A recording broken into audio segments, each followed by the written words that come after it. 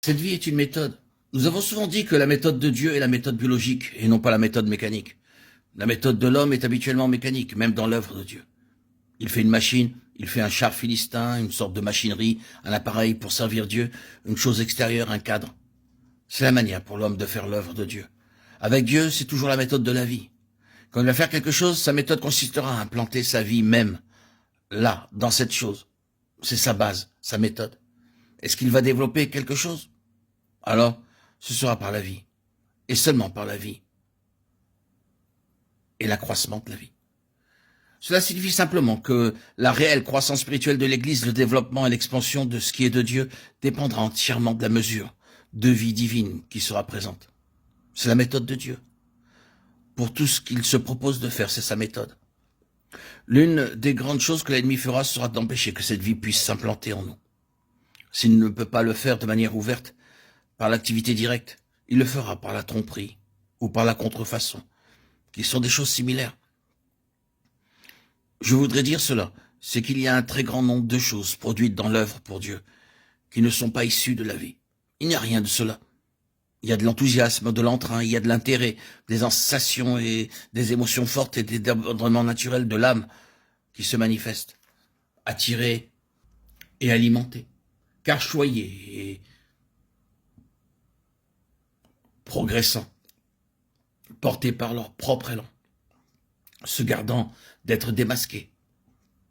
Mais vous devrez toujours leur en donner de plus en plus. La méthode de Dieu, elle, est intérieure. C'est sa propre vie. Et quand il obtient un passage pour sa propre vie, il n'est pas nécessaire d'utiliser ce qu'il est.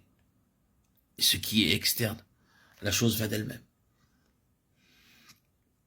Vous avez cela au début dans le livre des Actes. Quand les choses sont comme le Seigneur veut les avoir. La vie résout tous les problèmes, rencontre tous les besoins, donne toutes les directions. La vie, bien sûr, non comme une chose abstraite, mais dans le Saint-Esprit. L'esprit de vie est une intelligence puissante pour la direction et le conseil. Si vous êtes vivant dans l'esprit et que vous priez pour un problème, vous savez par le témoignage de la vie si la chose est selon la pensée du Seigneur. À l'opposé, vous savez bien que le Seigneur n'est pas intéressé par cette autre chose parce que la chose ne vit pas en vous. C'est cela l'intelligence spirituelle, c'est cela voir vos sens s'exercer à discerner le bien du mal. Mais la nourriture solide est pour les hommes faits, pour ceux dont le jugement est exercé par l'usage à discerner ce qui est bien et ce qui est mal. Hébreux 5, 14. C'est une affaire de fonction résultant de la vie. Allez ici et là dans l'œuvre de Dieu et vous verrez que c'est le secret de tout. Les choses qui sont à faire ou qui ne sont pas à faire, les choses qui doivent être faites maintenant ou qui ne doivent pas être faites maintenant, quelle que soit la question, tout se résout à une question de vie, dans l'esprit, dans les croyants et dans l'Église. Bien sûr, c'est encore là quelque chose d'élémentaire. Vous le savez bien, et le diable le sait aussi assez bien que le grand secret de la réussite, c'est la vie. Ainsi donc, permettons-leur d'avoir une apparence de vie, dit l'ennemi, afin de triompher par la mort. Et triomphe très souvent par la grande arme de la mort, laissant un certain temps une apparence de vie, pour ensuite tout faire dériver de telle manière que les gens ne soient plus prêts à renouveler une telle expérience. Tout n'est qu'un mythe, tout est faux, disent-ils. Et le dernier état de cette chose est pire que le premier. Mais Dieu détient le véritable secret.